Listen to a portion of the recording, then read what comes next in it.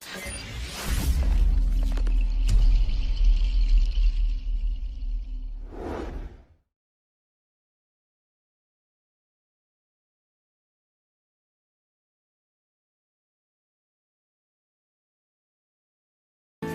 kesempatan kali ini, kami akan menjelaskan mengenai alur koreksi administratif dan alur koreksi substantif terhadap surat tagihan PNBP.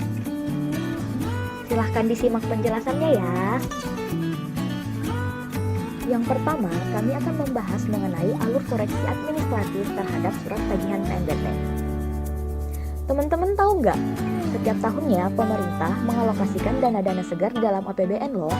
Dan salah satunya dari dana tersebut berasal dari PNBP atau pendapatan negara bukan pajak. Dalam Undang-Undang Nomor 9 Tahun 2018 tentang pendapatan negara bukan pajak, tepatnya pada pasal 38 sempat menyinggung masalah koreksi terhadap surat tagihan PNBP. Koreksi ini muncul karena wajib bayar tidak setuju atas surat tagihan PNBP. Nah, adapun dasar dari munculnya surat tagihan PNBP yaitu yang pertama, hasil verifikasi dan atau monitoring oleh IP atau instansi pengelola PNBP atau mitra instansi pengelola PNBP. Yang kedua adalah putusan pengadilan. Yang ketiga, sumber lainnya. Karena ketidaksetujuan tadi, maka wajib bayar bisa memohon untuk dilakukan koreksi kepada instansi pengelola PNBP dan atau mitra instansi pengelola PNBP. Baik IP PNBP maupun mitra IP PNBP wajib memberikan jawaban pada wajib bayar. Sebelum kita membahas lebih lanjut mengenai alur koreksi administratif terhadap surat tagihan PNBP, ada baiknya kalau kita mengetahui terlebih dahulu nih mengenai peraturan terkait alur koreksi dari surat tagihan PNBP. Teman-teman, saat ini peraturan terkait alur koreksi belum disahkan, masih berupa subject to change, atau dengan kata lain masih berupa rancangan peraturan perundang-undangan dan masih dalam tahap pembahasan antar kementerian atau lembaga. Perlu teman-teman ketahui, terdapat dua jenis koreksi terhadap surat tagihan PNBP. Yang pertama, koreksi administratif, dan yang kedua, koreksi substantif. Perbedaan mendasar di antara keduanya ialah koreksi administratif tidak bersifat material, sementara koreksi substantif bersifat sebaliknya. Ketika terjadi masalah pada administratif seperti yang pertama, kesalahan penulisan nama wajib bayar, yang kedua, kesalahan penulisan alamat wajib bayar, dan yang ketiga, kesalahan penulisan lainnya terkait administrasi, maka wajib bayar dapat mengajukan permohonan tertulis pada instansi pengelola PNBP dan atau mitra instansi pengelola PNBP atas koreksi administratif. Kebenaran surat tagihan dari sisi administratif dan persyaratan dalam proses administratif menjadi lingkup dalam koreksi administratif. Nah, teman-teman, terkait koreksi administratif ini, alurnya adalah sebagai berikut. Yang pertama, apabila wajib bayar tidak setuju atas surat tagihan PNBP dari sisi administratif, maka wajib bayar mengajukan permohonan koreksi secara tertulis pada IP PNBP dan atau mitra IP PNBP. Yang kedua, permohonan koreksi administratif disertai dengan penjelasan atas bagian surat tagihan PNBP yang dimintakan koreksi. Dan yang terakhir, IP PNBP atau mitra IP PNBP memberikan jawaban atas permohonan koreksi administratif paling lama 10 hari sejak permohonan koreksi diterima dan dinyatakan lengkap. Nah, terkait dengan alur koreksi administratif, mungkin sampai di sini dulu ya. Selanjutnya kita akan membahas mengenai alur koreksi substantif dari surat tagihan PNBP.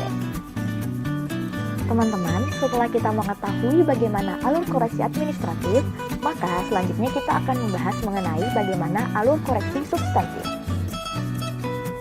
Jadi teman-teman sebelumnya udah tahu kan perbedaan dari koreksi administratif dan koreksi substantif?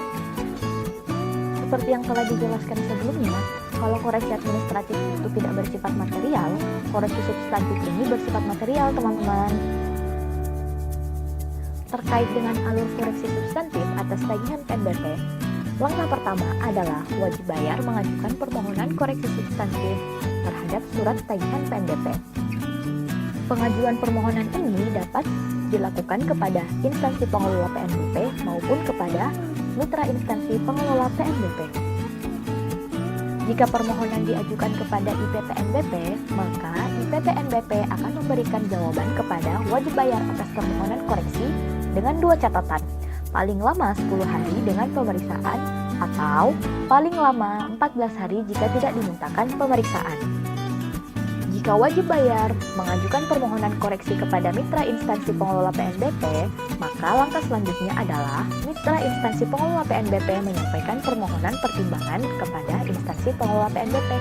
Nah, atas pengajuan permohonan pertimbangan ini, pimpinan IPPNBP memberikan jawaban kepada mitra atas permohonan koreksi, atau pimpinan IPPNBP meminta instansi pemeriksa melakukan pemeriksaan wajib bayar yang kewajiban PNBP terutamanya dihitung oleh mitra instansi PNBP. Selanjutnya, atas pemeriksaan yang dilakukan oleh IPPNBP maupun MIP, langkah selanjutnya, instansi pengelola PNBP menerbitkan LHP atau laporan hasil pemeriksaan atas permohonan pemeriksaan. Setelah itu, instansi pengelola PNBP memberikan jawaban atas permohonan koreksi berdasarkan laporan hasil pemeriksaan. Nah, atas jawaban tersebut, ada dua kemungkinan nih teman-teman.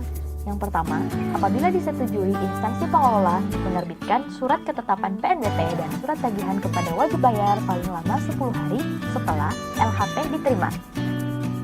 Kemungkinan yang kedua, apabila tidak disetujui, instansi pengelola menerbitkan surat ketetapan PNBP dan surat tagihan kepada wajib bayar paling lama 10 hari setelah LHP diterima. Permohonan koreksi substantif tidak dimintakan pemeriksaan. Yang terakhir, wajib bayar dapat mengajukan upaya hukum sesuai dengan ketentuan perundang-undangan apabila tidak setuju atas permohonan koreksi substantif, tidak dimintakan pemeriksaan, atau atas jawaban permohonan koreksi substantif. Itu tadi ya teman-teman mengenai alur koreksi substantif terhadap surat tagihan PNBP.